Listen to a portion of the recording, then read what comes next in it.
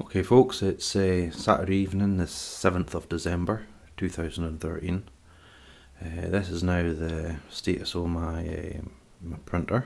I'm going to try and keep this short to around about 5 minutes this evening, so I'll crack on. I got yet more supplies this afternoon. I got my new belt and pulley, which has now been fitted on the I think that's the y-axis. So I've got that secured in place now, and the belt that I had fitted to there has been moved up onto the x-axis. So I'm not particularly happy with the action of it. It seems to, see that there? That seems to be a little jam. You know, I don't know why it's doing it. I don't know if these LM8W bearings I've got are any good. They seem to be quite sort of problematic. There's little I can do with the adjustment on this part of the build, so I can only, I've got the belt reasonably tight but not too tight,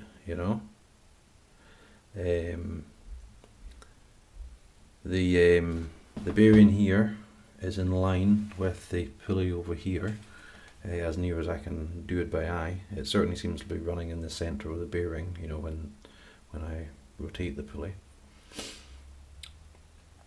And there's no adjustment on the smooth rods.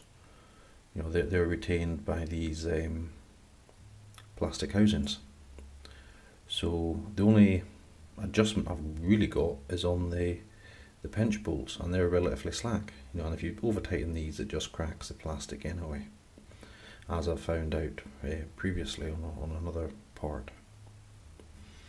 So yeah, the only thing that's left is the bearing. Whether or not that issue is overcome, or what I'm trying to say is whether or not the motor has the power to overcome that. That's even sliding the whole machine over the glass table there now. I don't know, but I'm not happy with that. That doesn't feel right.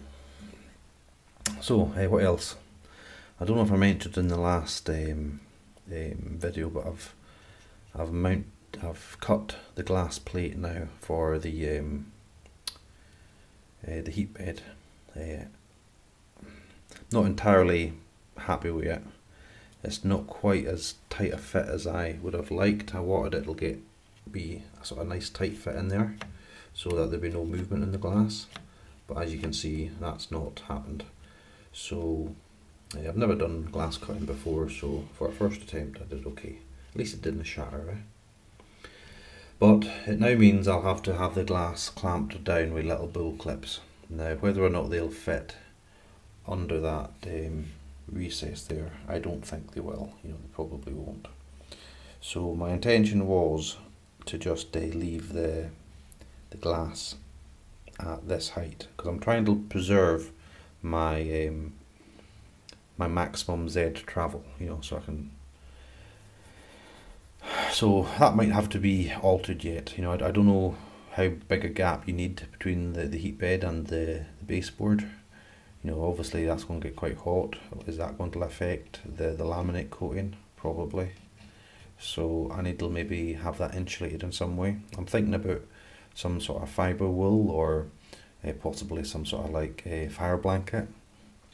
A little bit of fire blanket maybe just slipped underneath there might be perfect. Just to insulate the board. Concerning the extruder, I haven't really done much more to it since last time I spoke. I've replaced the I think it was a red clip here on the front previously, so I've replaced that, and I've got on the little nuts at the back here so that the screws can hold that up tight. This whole part hinges on a screw here. I don't know if I mentioned it before or not, but I was thinking that there was some tight spots in the the gearing. Now I've relieved that somewhat just through dressing the gear teeth with a file. But having said that, I have actually sourced another gear wheel, this one here. Now this is a much better print quality. The gear teeth are much smoother.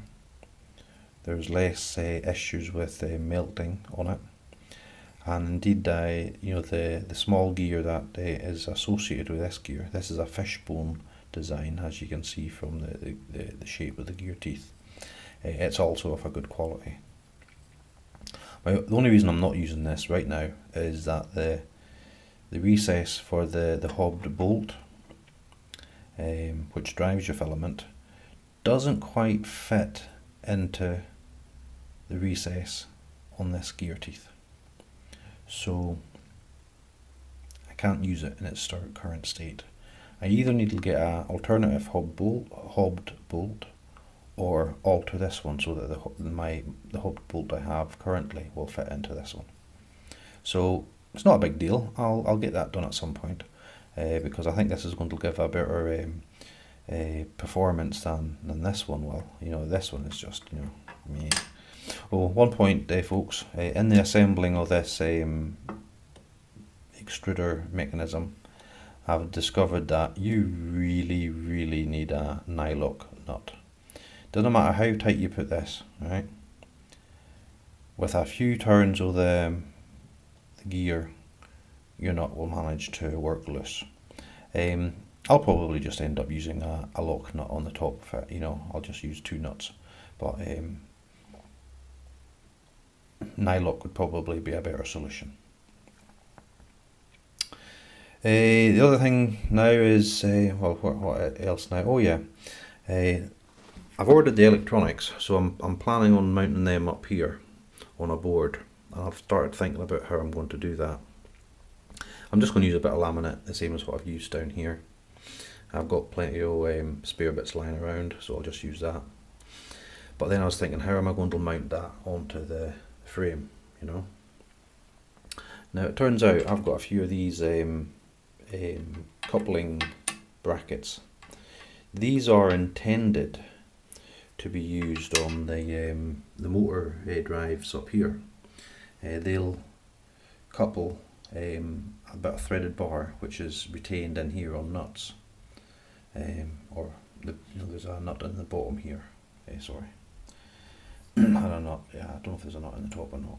But the threaded bar is what lifts and lowers your axis, and it's driven by these.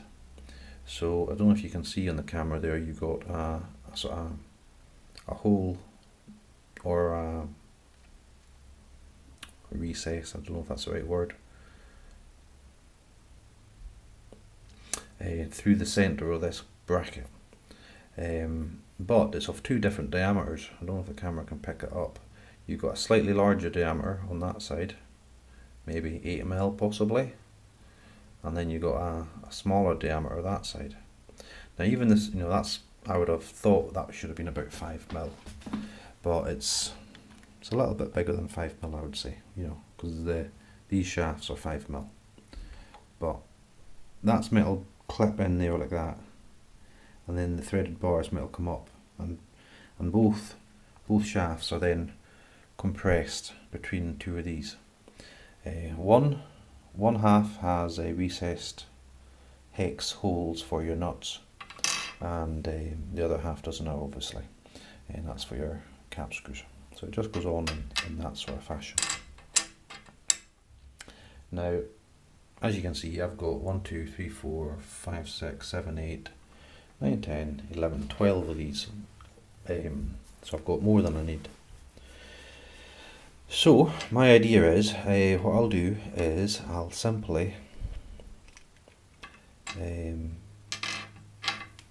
drill this out. I'll bolt 2 parts together in that fashion, yeah. Put an 8 mm drill down through the centre, okay. Then I'll throw that one aside, And that will go on like so. Then just 4 holes through the 4 holes through the baseboard, or the laminate board, into the nuts that's been retained at the back of this, just to pull this tight. And that should hold it quite satisfactorily, I think. 2 of them, one either side. That takes quite a good grip as it is. In fact, I might be better off just leaving that in there, so that the threads on here can actually squeeze into the plastic, and then there's no chance of it moving in at all.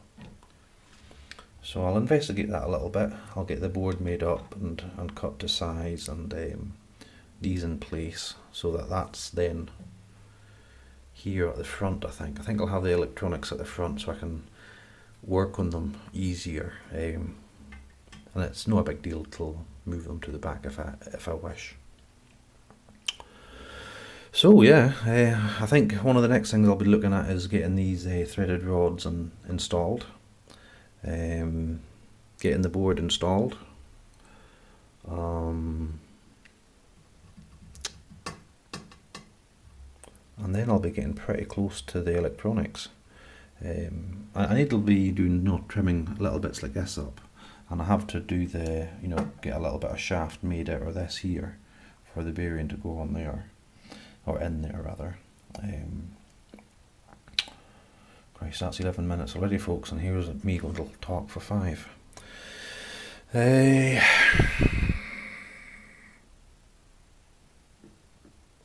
So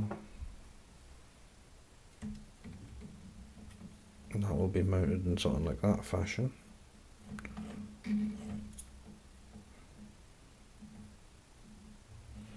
Possibly the other way about, so that it's not interfering so much with the belt. Don't know. Need to check that. Yeah, I've got a lot of sort of alterations and adjustments to make yet, and still a lot of work to do. I've sourced a couple of power supplies for the printer. One's 300 watt and one's 250 watt, but importantly they're both 15 amp on the 12 volt rail. So I'm thinking about hacking one of them for use on this printer, and that needs to be incorporated into the structure somehow. The power supply is quite a bulky unit. It's from a PC, so it's one of those big square boxes, the sort of type that fit in the back of your tower. So I don't know if I can alter that in any way, but I do want it to be integral to the structure or the frame of the printer laterally. Initially it'll probably just sit on a board or something nestled at the back of the printer somewhere. But yeah, okay, I suppose that's it for now. I'll update you as and when I make some progress, and yeah, catch you soon.